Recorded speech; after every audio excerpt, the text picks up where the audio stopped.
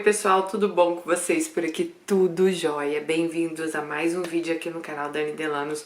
Mais uma história aqui no nosso quadro Mundo Gringo. Se você tá chegando agora, se inscreve no canal.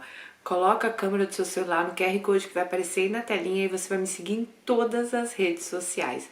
Me segue lá no Instagram, @Dani Delanos. Me segue no YouTube, deixa aqui seu comentário, seu joinha. E se você gostar desse tipo de vídeo, aqui embaixo no box de informação tem a playlist e tem um e-mail para você também mandar a sua história, tá bom? Então, espero e aguardo vocês aqui. Vamos lá, nossa história de hoje. Taram, taram.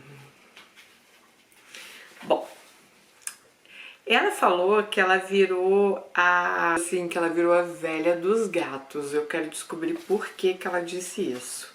Vamos lá, eu não conheço a história dela ainda. Oi, Dani. Assim como as outras tantas mulheres desse canal, também me chamo Alice. Nasci no interior de Minas, a parte mais pobre do estado.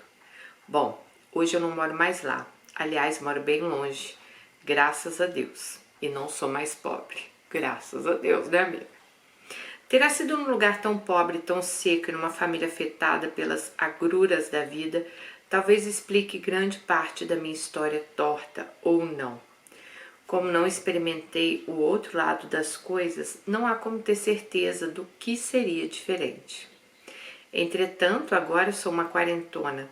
Creio que cada um vem nessa terra para viver uma história que já está mais ou menos escrita. Uma missão que já concordamos em cumprir, mesmo antes de nos encarnarmos aqui na Terra.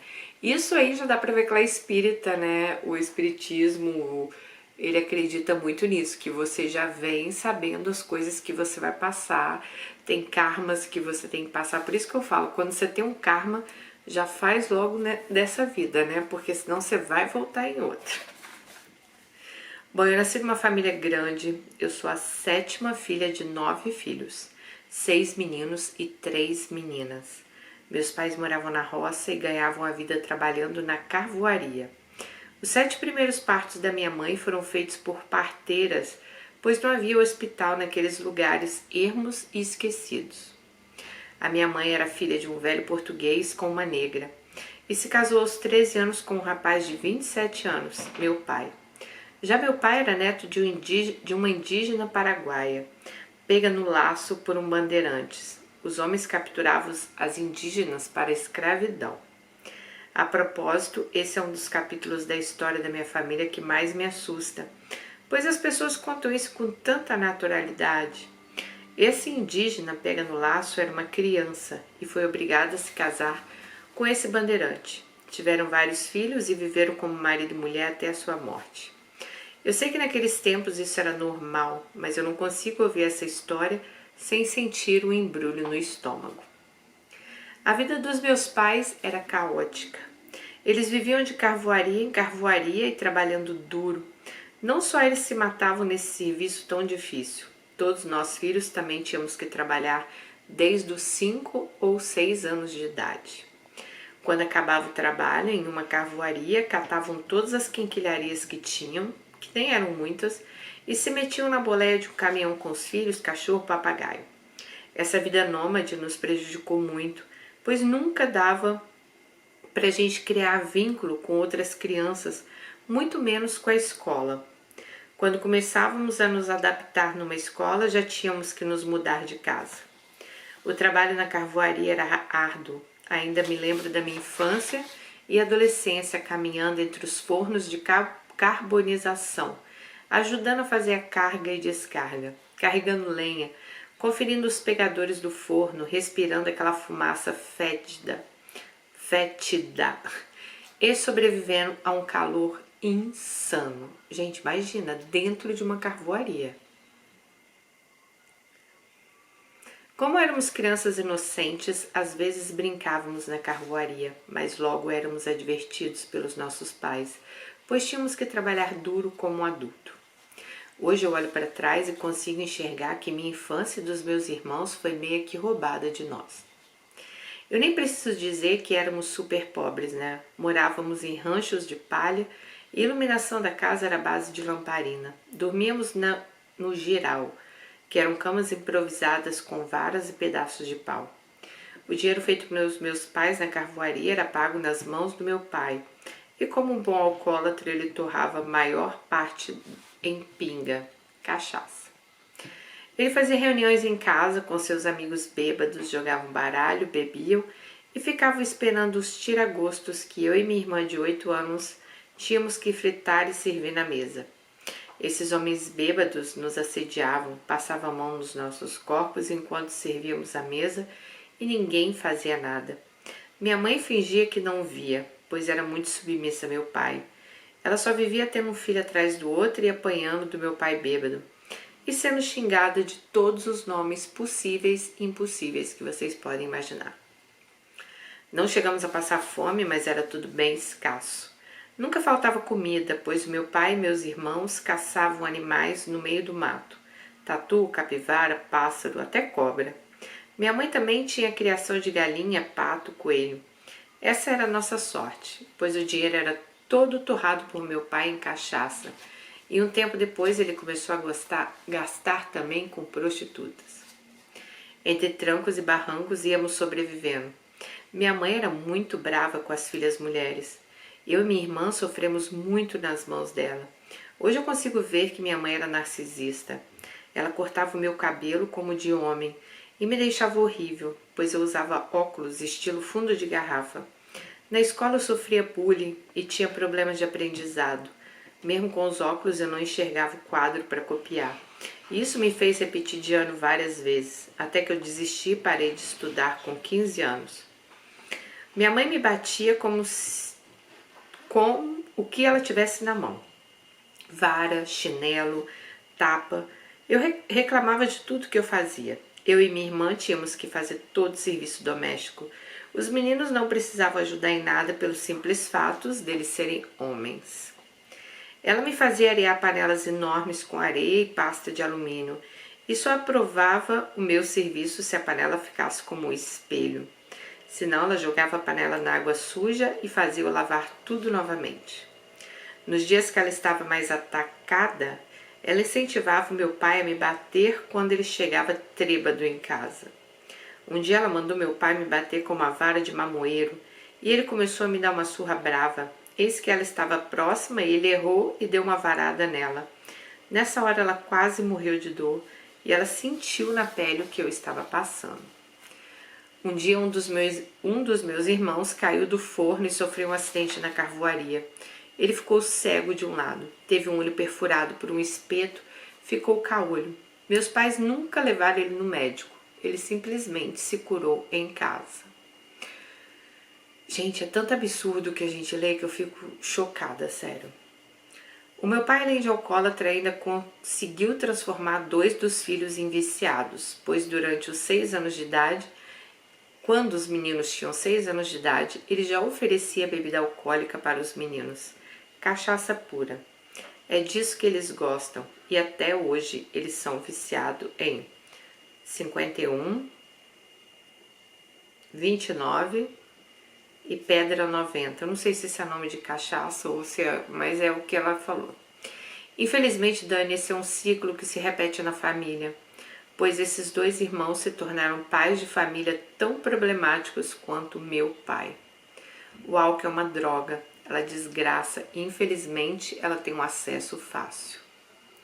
No meio dessa peleja, como se não bastasse, um dia apareceu um baiano na fazenda em que estávamos morando. Só minha família morava lá, eles tomavam conta de tudo. Era um homem jovem e ele pediu pouso. Pouso é passar a noite para seguir viagem no outro dia. E meu avô aceitou. A minha avó fez janta e esse homem jantou conosco. Deram a ele um lugar para ele dormir no quarto dos meus irmãos no meio da noite. Ele então mostrou a que veio. Era um bandido. Trancou meus irmãos no quarto e saiu para nos atacar. Amarrou meu pai com uma corda. Meu pai sempre foi magro e fraco e não conseguiu enfrentar o homem. Minha mãe estava grávida de 7 meses, com uma barriga enorme. Sentimos muito medo. Por bênção de Deus, meus irmãos conseguiram arrombar a porta do quarto, saíram e enfrentaram o bandido. Ele levou uma surra de 4 homens e não resistiu. No outro dia, meu pai ligou para o dono da fazenda, que era policial, e o homem chegou até a fazenda para limpar a barra dos meus irmãos. Disse que era para abandonar o corpo no rio e tirar os documentos do bolso do homem, que ele seria dado como indigente. E foi encontrado afogado por acaso nas redondezas. E assim a vida ia, até que nos mudamos para a cidade. Uma cidade pequena do interior. Chegamos lá sem nada, fomos morar no bairro da periferia, assolado pelo tráfico de drogas. Meu pai conseguiu arrumar um emprego numa casa de chácara e ficaram trabalhando lá como caseiros. Meus pais, né, no caso. Na beira da chácara tinha um açude de águas verdes e essa era a nossa diversão. Era também onde minha mãe lavava roupa. Na roça também era assim, lavávamos no córrego. Depois nos mudamos para uma casa bem simples e pequena, localizada numa área mais central do bairro. Nessa época eu tinha uns 13 anos. Eu continuava tendo que fazer todo o serviço da casa e apanhando muito como sempre. Minha irmã mais velha se libertou, se casou e foi viver com o marido em outra cidade. Eu fiquei morando com meus pais e irmãos. Agora eu tinha um irmão caçula que era adorado pela minha mãe porque ele nasceu branquinho e loiro, como um bebê de revista. Ele era muito mimado. Quando eu limpava a casa, ele não dava nem licença. Então eu tinha que arrastá-lo na cadeira, no sofá que ele estivesse sentado. Eu também tinha que levá-lo para a escola todos os dias, bem cedinho. Nessa época eu tinha problemas de inflamação dentária e de propósito ele batia a cabeça dele na minha bochecha inchada por puro sadismo. Eu saía de casa sem comer nada de manhã, só tomava um café puro e tinha que levá-lo para a escola. Depois eu tinha que ir para a minha. Para ele e para os meus outros irmãos, minha mãe dava pães, bolacha, leite, para mim nada. Nessa época meu pai arrumou um trabalho para mim, como empregada doméstica na casa de uma família rica da cidade. Os meus pais diziam que eu devia contribuir com as despesas de casa e que eu já estava velha para ficar comendo de graça. O dinheiro que eu ganhava ia todo para eles na justificativa que tinha que ajudar com a conta de água, luz e comida. Bom, esse emprego me serviu para vivenciar um outro drama na minha vida, pois um dia eu precisei dormir para cuidar da mãe da patroa, que era uma senhora idosa, e ela tinha dificuldade de locomoção. Depois que todos dormiram, o patrão, que era um velho asqueroso, me trancou num quarto e me abusou por toda a noite. E me ameaçou dizendo que se eu contasse a alguém ou tentasse denunciar, ele pagaria alguém para me matar. E a minha família também, que ele mataria ela e a família dela. Meu Deus do céu, gente. Eu acreditei, né? Porque esse homem era muito ruim. Já corriam boatos na cidade há anos que ele tinha um assassino de aluguel que fazia vários trabalhos para ele. Senti tanto medo que eu fiquei de mãos atadas e foi assim que eu perdi a minha virgindade. Não preciso nem falar o nome do ato, né? Vocês já sabem. Depois desse episódio eu não quis mais ir trabalhar lá. Eu não conseguia sair da cama, fiquei uma semana sem ir no banheiro. Eu não conseguia comer e além de ter ficado destruída emocionalmente, meu corpo físico começou a somatizar a dor emocional. Bom, antes disso eu já era um pouco deprimida, pois eu já tinha vivenciado coisas pesadas na vida. Mas a questão do, né, que ele fez lá a força com ela, não podemos falar essa palavra aqui no YouTube, né?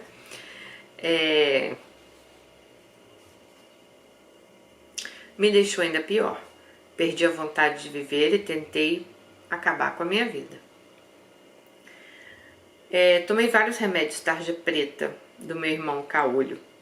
Me tranquei no banheiro com uma cartela de remédios, enchi um copo de água e fui tomando um por um, até que não sobrou nada. Eu saí tonta do banheiro, fui pro quarto e deitei na cama, me cobri dos pés à cabeça e esperei a morte chegar. Adormeci. A minha mãe se deu conta do que eu tinha feito quando encontrou uma caixa de remédio vazio na lixeira do banheiro.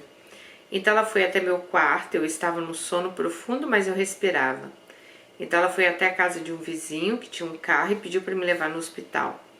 Lá foi feita uma lavagem estomacal em mim. Mesmo assim eu dormi 24 horas.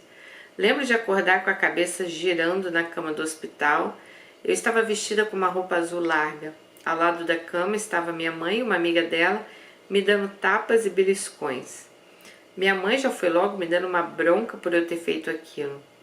E ela disse: você estava desmaiada e o médico mandou eu e Zuleika batermos em você à vontade, até você acordar. Você não tem vergonha na cara não, menina? Olha o que a gente tem que passar por causa das suas gracinhas. Nesse mesmo dia eu recebi alta. Fomos para casa e minha mãe, que já era ruim, ficou pior ainda. Eu nunca contei para minha família e nem para ninguém sobre o abuso. Eu só falei disso anos depois. Comentei brevemente com uma amiga. Eu acho que sufoquei isso dentro de mim porque é mais fácil de lidar e seguir em frente. Na casa de baixo da minha morava um rapaz jovem chamado Pietro. Ele era uns 5 anos mais velho do que eu. Eu tinha interesse nele, mas no começo éramos apenas amigos. Nessa época eu era apaixonada por outro rapaz. O irmão da minha amiga, Shirley, o nome dele era Márcio. Ele era alto, cabelos negros, encaracolados, barbas por fazer, bem rústico, sabe? Tive um breve caso com ele. Nada foi para frente, pois havia muita intriga por parte da família dele que não aceitava ele se relacionar com uma moça de uma família tão pobre quanto a minha. Pietro era meu vizinho e morava sozinho. Ele trabalhava muito, só ia em casa dormir. Ele tinha uma estatura mediana, cabelo preto, pele branca, jeito ingênuo, pois também tinha sido criado na roça.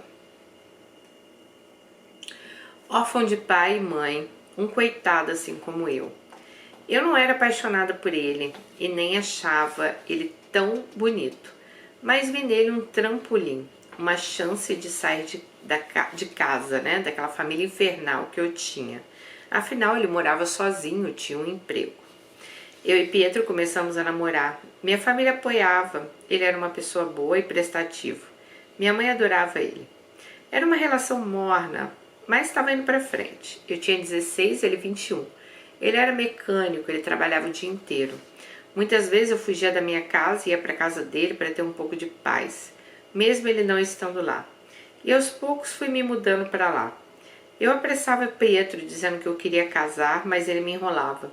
Ele dizia que queria juntar dinheiro, estudar, se estruturar financeiramente, pois depois de casar, ele teria que pagar as contas da casa e, né, ainda sustentar a esposa. Pietro estava certo, né? Mas eu entendo o lado dela também, louca para sair de casa, mas já vimos casos como esse aqui. Um dia Shirley me convidou para uma festa na casa dela, no aniversário da mãe dela. Chamei Pietro para ir comigo, ele disse que não podia ir, pois ele ia ir na casa da irmã ajudá-la a consertar um carro. Perguntei então se ele se importava que eu fosse, ele disse que não, e eu fui. Nessa época eu já estava com 19 anos, éramos noivos. Pietro me pediu em noivado no 2º ano de namoro. Isso era tempo demais para aquela época, sobretudo para minha família que parecia estar louca para se livrar de mim. Bem, eu cheguei à festa e lá estava Marcinho todo arrumado. Marcinho era o crush que ela tinha, lembra? Camisa preta, chapéu de couro. Lembrei de uma música agora. Chapéu de couro, botas brancas, rindo todo prosa. Logo que ele me viu, veio me cumprimentar com um beijo e um abraço.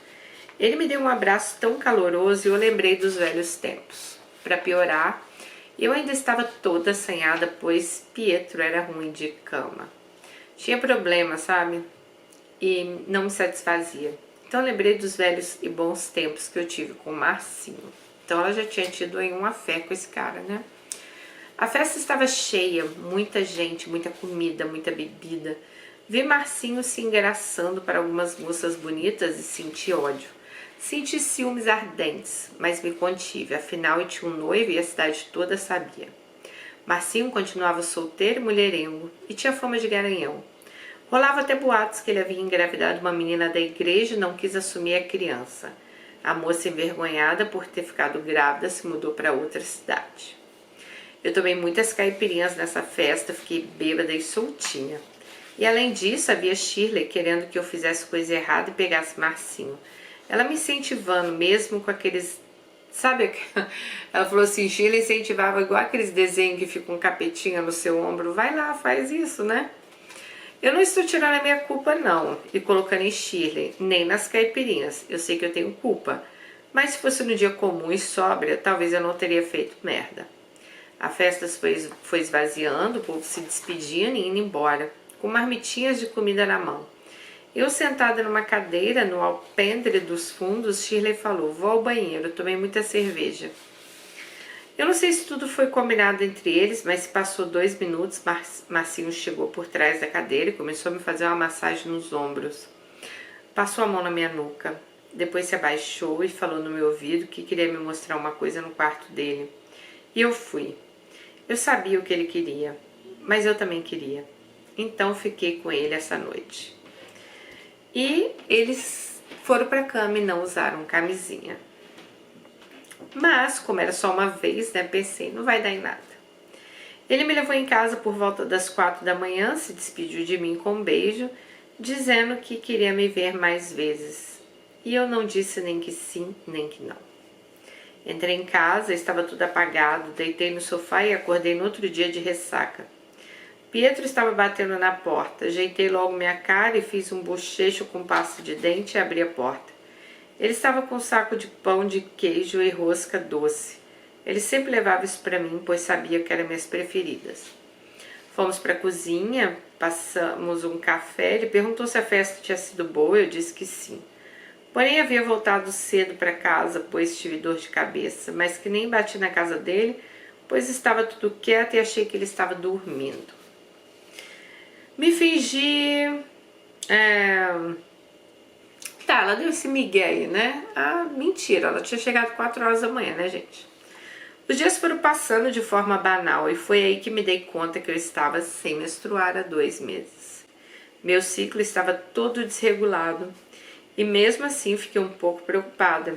Eu tinha uma amiga do trabalho que era filha de uma enfermeira e comentei com ela.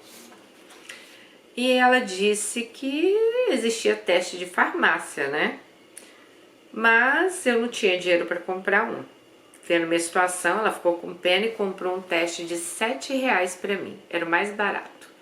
Eu lembro que eu fiz no intervalo do almoço, fomos no banheiro, fiz xixi, ela do lado me dando as orientações de como fazer. E ela disse, 1 linha é negativo, 2 linhas é positivo. Tremi na base, saí do banheiro com o teste na mão e pedi para ela confirmar o que eu estava desconfiando e ela disse, sim, Alice, você está grávida, a linha está bem forte. Fiquei trêmula, pálida. Eu sabia que aquele bebê era de Marcinho, pois eu e Pietro, quando raramente transávamos, era com camisinha. Ele tinha tanto medo de ser pai, dizia que ganhava pouco e que não tinha dinheiro para sustentar. Bom, Pietro era um cara cabeça, né? Já vemos aí. Cheguei em casa, tomei um banho, peguei minhas coisas e fui na casa de Pietro. Liguei o rádio, fiquei lá ouvindo música e pensando no que eu iria fazer. Eu já sabia quem era Marcinho, gente, um cafajeste nato, sustentado pela aposentadoria da mãe e da avó. Apesar de eu não gostar muito de Pietro, ele era um cara responsável, trabalhador, e eu estava ali prestes a me casar com ele. Eu não tinha saída, pois se eu falasse em casa que eu estava grávida, eu ia ser escorraçada. Nunca passou na minha cabeça fazer um aborto, eu nem sabia o que era isso naquela época. Se eu contasse para Shirley ou para Marcinho, não daria em nada. Eu só ia virar fofoca na cidade. Então eu decidi que eu mentiria para Pietro. Voltei para casa, abri o armário, roubei uma garrafa de 51 e um dos comprimidos tarja preta do meu irmão, caolho. Coloquei tudo numa sacola e me arrumei e disse, mãe, vou dormir na casa do Pietro hoje. Ela só me olhou torto e não falou nada. Cheguei na casa dele, fiz uma macarronada com frango frito, preparei uma caipirinha. Ele não era muito de beber, mas se eu insistisse ele bebia. Ele chegou do trabalho cansado e com fome e eu tinha montado a mesa, fiz um jantar à luz de velas. Comemos, conversamos e fomos beber na caipirinha. Só que a dele estava batizada e a minha não. Depois convidei Pietro para tomar um banho juntos. Ele já saiu meio grogue, deitamos na cama e ele apagou. Tirei minha roupa e dormi ao lado dele. Acordamos tarde, no outro dia era domingo. Eu olhei bem nos olhos dele e disse que tinha sido uma noite maravilhosa e inesquecível. Ele, ingênuo, acreditou que tínhamos transado. Pareceu ter ficado feliz com o que eu falei, mas logo se mostrou preocupado, pois ele não lembrava de ter usado camisinha. Olha que ardilosa a nossa Alice. Eu então disse a ele para ficar tranquilo, pois eu não estava no período fértil. A vida seguiu, sempre fui muito baixinha e magrinha, então minha barriga começou a aparecer rápido. Para ajudar a esconder, eu amarrava panos apertados ao redor da cintura e usava blusas largas. Esperei passar 1 mês e meio após a fatídica noite com Pietro, então contei para ele sobre a gravidez e mostrei o teste. Sugeri que ele me levasse no laboratório para fazer o de sangue. Ele ficou ansioso, preocupado, mas vi nos olhos dele que ele estava feliz. Fomos os dois ao postinho, fiz o beta e deu positivo. Então comecei meu pré-natal. Ele ia comigo todas as vezes, sempre me apoiou. E mesmo ganhando pouco, não deixou faltar nada para mim. Nosso bebê era uma menina, nasceu grande, 3,6 kg, parto normal. Quando eu estava com 4 meses de gestação, eu e Pietro apressamos o casamento e ao invés de gastar dinheiro com isso, fomos simplesmente morar juntos. Minha família me odiou, pois esperava um casamento no cartório e depois na igreja. Para além disso, minha mãe sempre dava um jeito de me difamar para Pietro e para a família dele. Ela falava que eu não sabia fazer nada, não sabia limpar, não sabia cozinhar, que eu era uma porca. Ficamos morando na casinha alugada de Pietro por 6 meses, até que saiu para ele uma herança do pai, que já estava há anos em trâmites.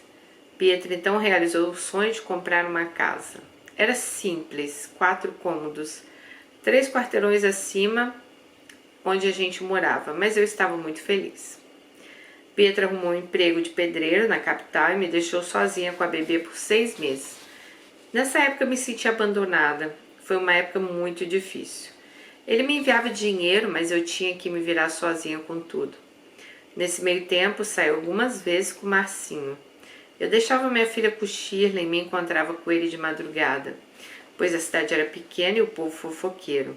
Então tinha que encontrá-lo escondido. Alice do céu, meu Deus do céu. Ai, amiga, tudo que a gente faz aqui, a gente paga aqui. Eu nem sei o final da sua história, mas vamos lá. Pietro ganhou um bom dinheiro e voltou, aumentou a casa, fez uma reforma, comprou um carro. Nossa vida começava a melhorar. Comecei a deixar minha filha na casa da minha mãe e arrumei um emprego de doméstica, mas vi que eles não estavam cuidando bem dela e a pedido de Pietro larguei o emprego. Pietro trabalhava nessa época no supermercado e ganhava pouco. Não dava para luxos, mas tínhamos o essencial. Depois que ele voltou, interrompi meus encontros com Marcinho. Quando minha filha tinha 3 anos, engravidei novamente, dessa vez de Pietro. Minha filha mais velha, vou chamá-la de Charlotte, ia crescendo e ninguém desconfiava de nada. Eu era muito nova e eu não tinha muita paciência com ela.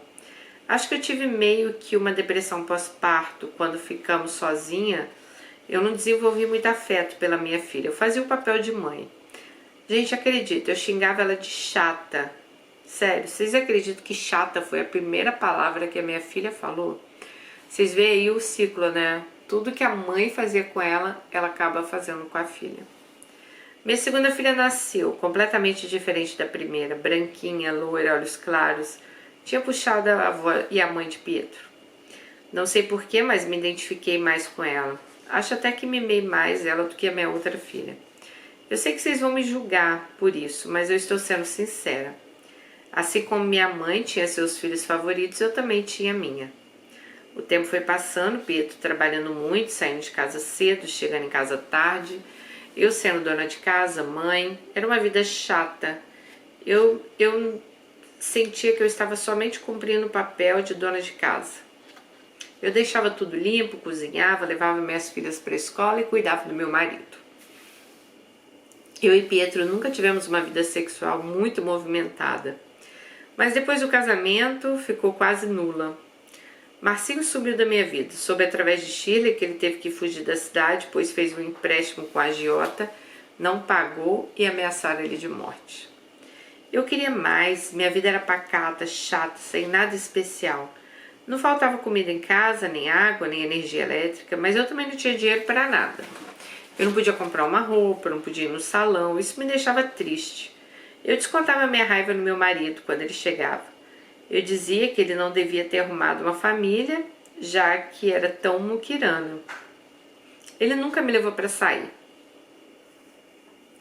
Ele não dizia nada, só fechava a cara e abaixava a cabeça. Esse jeito passivo dele me irritava mais ainda, pois ele evitava confronto, sabe? Bom, um dia estávamos discutindo na hora do almoço e eu o agredi com um pino da panela de pressão. Joguei na cabeça dele. Ele só reclamou de dor. Ele era um homem quieto. Ele não brigava com as minhas filhas, com as nossas filhas, né? Quando faziam coisas erradas. Sobrava para mim. Corrigia as meninas, da bronca, da surra. Fui me cansando daquele jeito passivo dele. Outra coisa que me cansava era também ficar sobrecarregada com o serviço da casa, pois minha filha mais velha gostava de estudar, de ler livros e não ajudava em nada. Eu me sentia uma empregada. Em 2010, Pietro comprou um computador e deu de presente para as meninas estudarem. Aprendi a usar o computador e ficava horas na internet. Esse era meu novo hobby. Eu entrava em bate-papo da UOL, acionava os caras no MSN, conversava com eles sobre minha vida, falava putaria e assim eu me distraía. Nesse meio tempo eu trabalhava e fazia alguns bicos, mas Pietro sempre pedia para eu sair do trabalho e eu saía. Eu tinha duas vizinhas amigas que faziam um programa, Rosa e Tamires. Elas viviam me contando as aventuras, como era com os homens, né? E eu morria de inveja. Eu vivi uma vida dupla na internet, criei um fake, tinha um outro nome, coloquei aplique no cabelo, emagreci, entrei na academia e comecei a postar fotos provocantes. Sim, gente, não era nudes, mas eu vestia roupa bem colada, fazia caras e bocas. Meus amigos adoravam. Eu me sentia amada, desejada, era uma fuga aquilo. Comecei a disputar o computador com as minhas filhas e brigávamos por ele, pois às vezes elas queriam usar, mas eu já tinha marcado uma conversa com amigos. Então eu me impunha e ficava com o computador para mim. Eu varava a madrugada nas salas do UOL. Conversava com homens do Brasil inteiro, passava meu telefone, eles me ligavam, eu me trancava no banheiro. Gente, era uma coisa de louco. Uma noite eu estava conversando com um amigo e meu marido chegou e ficou parado atrás de mim com braços cruzados e cara de desaprovação. Ele não disse uma palavra e eu continuei a conversa. Eu não estava falando de sexo nem nada. Era assim que ele reagia às coisas, passivamente. Até que Robinho, no bate-papo da UOL, adicionei no meu MSN. Deve ser esse tal de Robinho aí, tá? E ele me disse um dia, com todo respeito, você é gostosa, tem um corpo lindo. Você deveria se dar bem fazendo filme pornô. Eu pensei, por que não? Era uma oportunidade, eu ia sair daquele casamento, eu ia viver aventuras, eu ia ganhar dinheiro. Robinho era carioca, moreno, cabelo escorrido, olhos bem negros, e eu nunca tinha viajado para outro estado. Ele então falou que ia comprar minha passagem e pediu meus dados, e eu passei. Minutos depois ele me mandou a foto da passagem e me deu orientação de como embarcar na rodoviária. Minhas filhas estavam na escola, estudavam em escola integral. Pietro estava trabalhando. Coloquei algumas peças de roupa em uma sacola grande, pois eu não queria chamar a atenção dos vizinhos se eu saísse com uma mala. Me arrumei bem, peguei tudo e deixei um bilhete na geladeira dizendo que não se preocupassem comigo, que eu estava bem, que eu tinha ido para a chácara com Rosa, a vizinha, para distrair minha cabeça, que eu voltaria logo. Embarquei e fui para o Rio de Janeiro. Gente, meu marido nem sabia que Rosa era uma garota de programa, ele nem desconfiava. Robinho me buscou na rodoviária, ele era meio esquisito pessoalmente. Estava ele e um amigo. Pegamos o ônibus lotado e eu fui em pé segurando na barra. Chegando lá, ele morava numa favela. Era um barraco sujo, só tinha um quarto. Eu fiquei um pouco chocada, mas pensei, vamos ver o que dá. O amigo dele logo saiu e voltou com uma sacolinha cheia de Bavária. Robinho acendeu um baseado e ficamos nós três ali bebendo. E foi a primeira vez que eu fumei maconha. Fiquei bem louca. E ali eu entendi que ele queria fazer nós três, né? Bom, fizemos. Ele perguntou se podia filmar e eu disse que sim. Eu só tinha levado R$ 30 e umas moedas e eu estava na mão de Robinho e do amigo dele. Felizmente eles foram legais comigo e me levaram para conhecer pontos turísticos, praia. Eu queria ter ficado pelo menos uma semana, pois amei, mas acho que eles cansaram de mim e depois me colocaram no ônibus e só me deram R$ 200 por tudo que eu fiz. Me senti enganada, pois eu achei que eu ia fazer um filme como profissional, mas era um filme amador na casa dele. Quando cheguei em Minas, eu estava sem saber o que eu diria para o meu marido. Liguei para a Rosa, ela me instruiu a dizer que tinha ido para a chácara com ela, mas que chegando lá ficamos sem sinal porque choveu. Pietro continuava ingênuo, contei essa mentira e ele acreditou e ainda ficou chocado porque na cidade não tinha chovido uma gota. Disse que... Desculpa, gente, mas eu tenho que rir de Pietro. Pobre Pietro, gente. Alice fez Pietro de gato e sapato, hein? Bom, minhas filhas ficaram felizes em me rever e me receberam com um abraço. Segui minha vida normalmente, até mesmo arrumei um emprego numa pizzaria. À noite eu saía às 16 horas de casa e voltava às 4 da manhã. Eu ganhava pouco, mas estava feliz. Eu ainda falava com o Robinho e o amigo dele pelo Orkut, mas eles foram se afastando. Um dia eu recebi várias solicitações de amizade no Orkut de homens estranhos de vários locais do Brasil. Acabei aceitando por curiosidade, foi quando um deles pediu para me adicionar no MSN. Adicionei e ele disse que tinha visto um filme meu e que tinha virado meu fã. Perguntou se eu saía, né, por dinheiro. E disse que se eu fosse para São Paulo, ele me daria passagem mais R$ 1.000. Eu fiquei chocada porque eu nunca achei que iam me reconhecer, pois Robinho tinha prometido não filmar meu rosto e não divulgar meu nome real. Meu nome artístico era Júlia Coelha. Mas algo saiu bem errado e ele vazou meu nome real. Minhas redes sociais, tudo. Comecei a tremer e chorar quando me dei conta da cilada que havia caído. O homem então enviou um link e eu cliquei. Era um vídeo no Xvideos. E tinha muitas visualizações. Lá tinha meu nome real, o link do meu Orkut. Aparecia tudo, gente. Fiquei desesperada. Liguei para Rosa, ela era vivida e esperta e saberia o que me dizer. Ela riu muito, mas me passou o telefone de um amigo que trabalhava com informática e disse que talvez ele poderia me ajudar. Eu não tinha outra opção. Eu não queria me expor, mas eu precisava de dar um jeito. Já estava exposta, né? Liguei pro cara, contei que tinham vazado um vídeo erótico meu no Xvideos. E eu não sabia o que fazer, pois eu não entendia de computadores. Ele pediu o link e por sorte ele foi legal, não fez gracinhas. Esse homem foi um anjo na minha vida, ele conseguiu tirar o vídeo do Xvideo. E agora eu só me preocupava com as cópias e com as más línguas. Comecei a tomar calmantes para lidar com a ansiedade que gerou. Gente, eu não saía de casa, eu pintei o cabelo, cortei Chanel, mudei o jeito de vestir, mudei tudo para ninguém me reconhecer.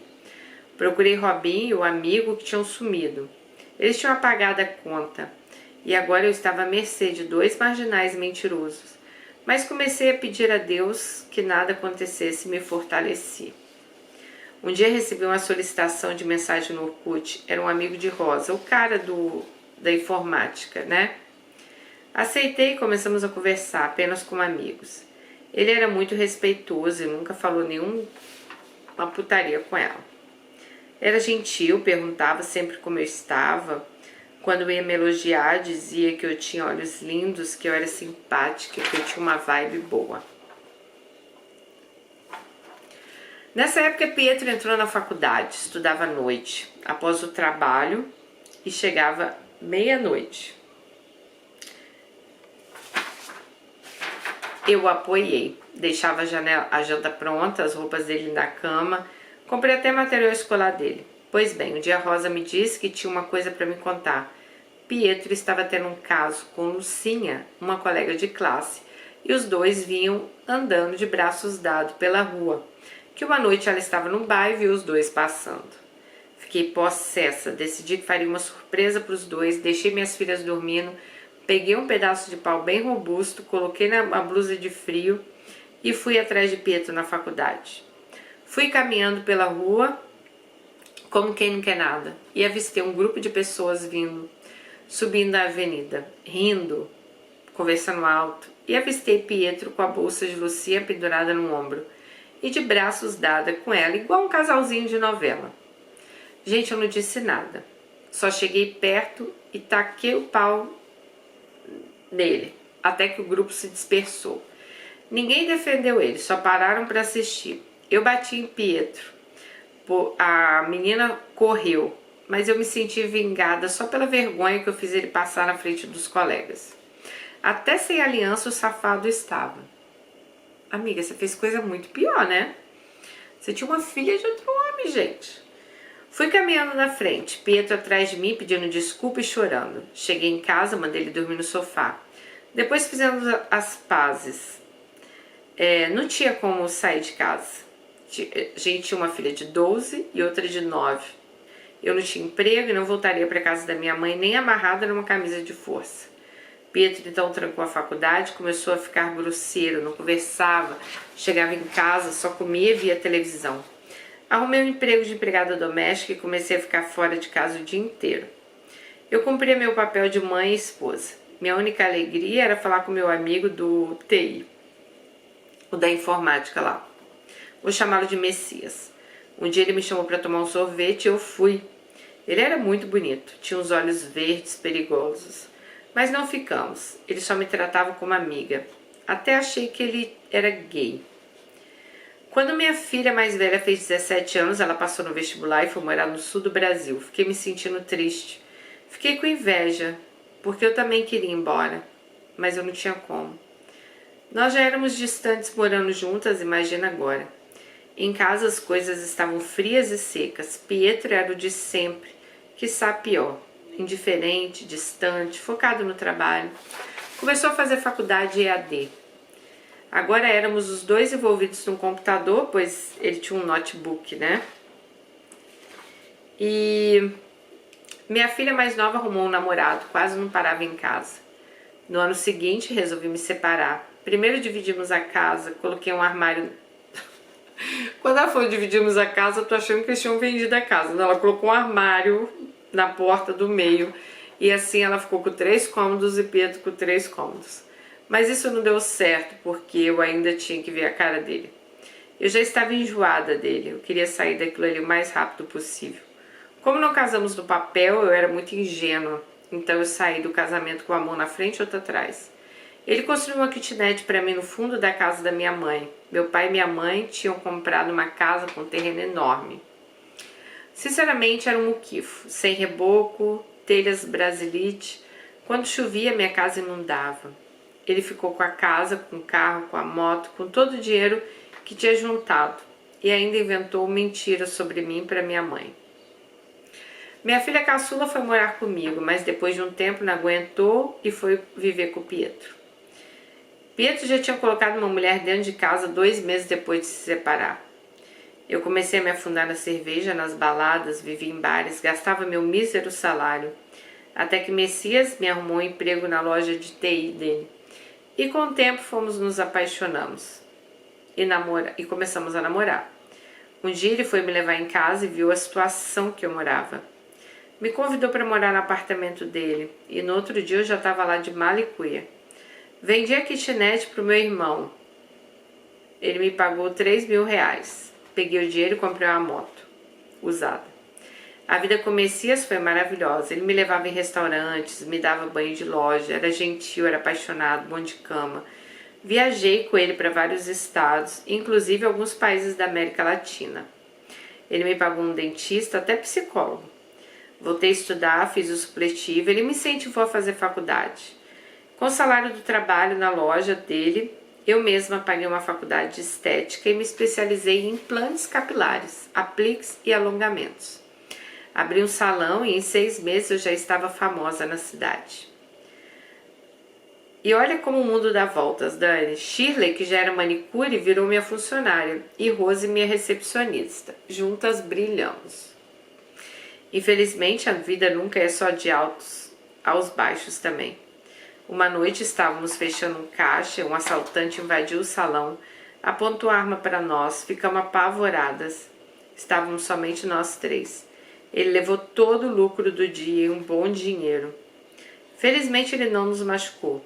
Messias, como era muito protetor, resolveu investir no meu salão e alugou um espaço no shopping da cidade para mim.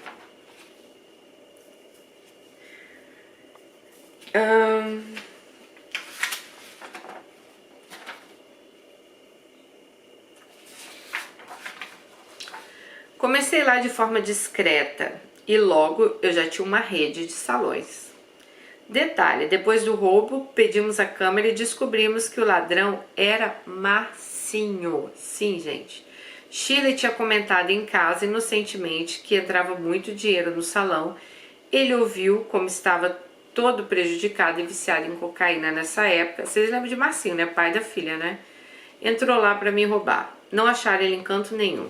Infelizmente, eu me sinto mais superior a ele do que nunca.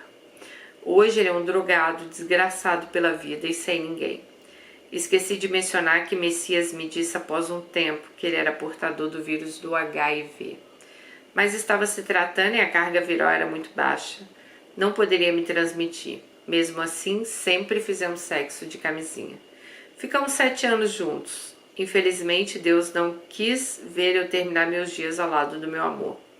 Messias adoeceu, reclamava de enxaqueca, se automedicava e depois foram problemas de estômago, ásia, náuseas, fomos ao médico e ele estava com estresse do trabalho repetitivo. Ele piorou e disseram que era uma bactéria no estômago. Toda vez era uma coisa, até que ele começou a padecer e foi internado. E descobriram, infelizmente, que ele estava com leucemia em estado terminal. Ele disse que queria se casar comigo oficialmente antes de acontecer o pior e nos casamos. Fizemos uma festa só para os íntimos, tiramos fotos, aproveitamos o momento. A vida que ainda restava a ele. Depois eu cuidei dele até a morte. Foi um processo de perda muito triste. Fiquei de luto por 2 anos. Até tentei conhecer outras pessoas, mas nada.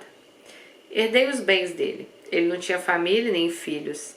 E ele me deixou muito bem financeiramente. Fiquei sozinha tentando me reerguer. Já cansada da cidade, me sentindo abandonada pelas minhas filhas, por meus parentes, totalmente sozinha, vendi o apartamento, o carro, a chácara, fechei o salão e então Rosa estava morando em Portugal, me convidou para ir para lá. Ela estava amando o país, eu aceitei. Eu coloquei silicone nos seios antes de ir, fiz uma lipo. Cheguei linda e gostosa em Portugal. Para minha surpresa, a Rosa estava casadérrima e com gêmeos recém-nascidos. Ela tirou a sorte grande, se casou com um cara novo, mas rico. Por outro lado, fiquei triste, pois perdi minha amiga doidinha que topava tudo. Hoje eu moro em Lisboa, já fiz uma Eurotrip, conheci muitos homens de várias nacionalidades, mas nunca consigo firmar uma relação. Para diminuir minha solidão, adotei um gato preto e um branco. Por isso que ela falou, sou mulher dos gatos. Comecei a fazer aulas de dança e academia. Sinto que eu estou respirando e me dando um tempo. As pessoas aqui são mais fechadas, por isso saio com um, com outro. Conheço alguns caras pelo Tinder, só que para ter alguém para conversar, só para ter alguém para conversar. Mas a maioria das vezes a gente acaba na cama. Daqui a pouco vou ganhar o título da tia mais rodada da Europa. Estou me refazendo agora, mas isso é papo para minha terapia. Só sei que a vida é uma montanha russa. Minha filha mais velha hoje mora na Inglaterra. Mal vem me ver. Ela nunca soube da verdade. Ela só se preocupa com a vida dela. É a mais nova hippie, vive viajando por aí e esquece de ver a mamãe aqui. Pietro segue lá com a sua amada, tem mais 2 filhos. Às vezes nos falamos, como amigos, só para assuntos da nossa filha. Shirley, minha amiga do Brasil, às vezes vem aqui me ver. Claro que eu pago a passagem dela. E ela abriu um salão no Brasil. Meu pai morreu de cirrose após longos anos sofrendo. Minha mãe continua lá. Puxando o saco dos filhos homens que não fazem nada por ela. Sem querer me gabar, Eu sustento ela e ela nem diz obrigada. Bom, Dani, foi um desabafo. Acho que agora eu tô pronta para começar a viver os próximos capítulos da minha vida. Quem sabe um dia eu venho aqui contar a parte 2. Um beijo para você e para todos os Danettes. Porra, Alice, que história, hein? Um beijo para você. E... nossa, vamos lá, nem sei o que te falar, né? Meu Deus, que é o que eu falo, né, gente? O que leva a gente, às vezes, casar, né? Pra sair de casa, igual você fez. Você nunca amou, acho que o Pietro ali de verdade, né? Você queria sair de casa, sair correndo e... essas coisas nunca dá certo, né, gente? Porque a gente acaba não ficando feliz, né? Bom, da sua filha, não vou ficar comentando aqui, é uma decisão que você tomou, eu acho que as consequências também, se um dia acontecerem, né, elas pertencem a você. Você foi muito corajosa, assim, de levar. Eu imagino que essa história deve te corroer muito, assim, até hoje. Entendo que você deve ter passado naquele momento, talvez até pensando no melhor para ela, no melhor para você também. Você sustentou essa mentira, a qual você leva até hoje, mas eu sempre falo que deve ser muito ruim, gente, a gente carregar algo assim dentro da gente, né? Porque não sei também. Você falou que sua filha, né, mora hoje na Inglaterra, já é uma mulher, né? Mas deve ser muito difícil a gente carregar algo igual você carrega dentro de você. Então eu acho que não adianta nem comentar assim sobre isso.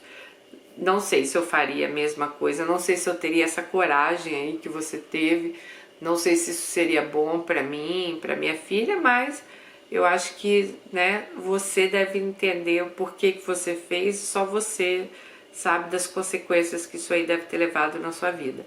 De Pietro, né, amiga, eu acho que você nunca, assim, foi apaixonada por ele, era uma segurança ali que você tinha, mas ao mesmo tempo que você queria estar casada, com a segurança que Pietro te dava, você queria ter suas aventuras por fora, né?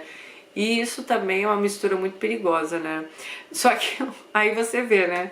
Você fazendo isso tudo por fora e Pietro também estava fazendo, né? Então não era só você. Ali foi chumbo trocado, não dói, né? Como diz aquela música da Nayara Azevedo. Mas já era de se esperar ali que seu casamento não ia pra frente. Quando eu lia, que eu via você contando, eu já imaginei que você e Pietro, vocês não iam levar isso por uma vida toda, apesar de eu achar que ele era um cara bem responsável, te ajudou bastante, né? Teve ali do seu lado.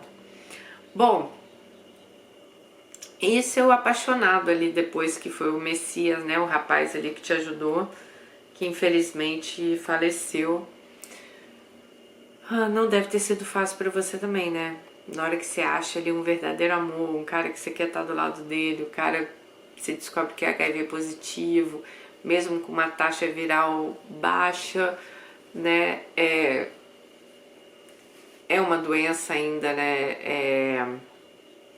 Hoje eu não vou dizer que a AIDS tem cura, né? Mas ela tem hoje tratamento, né? Pra deixar a carga viral baixa, mas já tivemos alguns casos aqui e os finais sempre foram tristes, né? A gente não teve, acho que teve uma história só que a pessoa realmente tá com vírus e tá bem, mas infelizmente a gente teve vários finais tristes, assim como você teve. Mas que bom que hoje você tá bem, que você tá morando em Portugal, que você, né, tá aí desfrutando da sua vida, suas filhas estão criadas, né? E gostei da sua história, assim, do seu desabafo aí com a gente. Não sei se eu faria, eu acho que eu teria, na minha personalidade, eu não teria feito nenhum terço, assim, das coisas que você fez, né? Quando você quer ter muita liberdade, a gente acaba... Minha mãe falava, não confunda liberdade com libertinagem, né?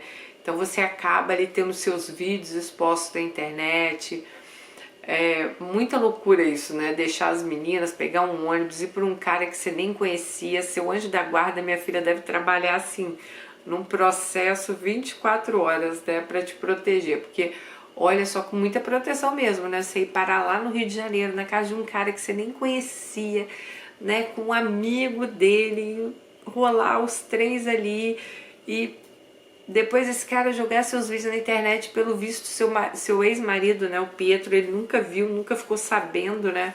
Você deu muita sorte, amiga, muita sorte mesmo. Bom, mas deixa aí seu comentário, é um vídeo grande, eu queria mais contar a história dela, né? Já falei pra vocês, não estou aqui pra julgar, estamos aqui pra compartilhar histórias, né?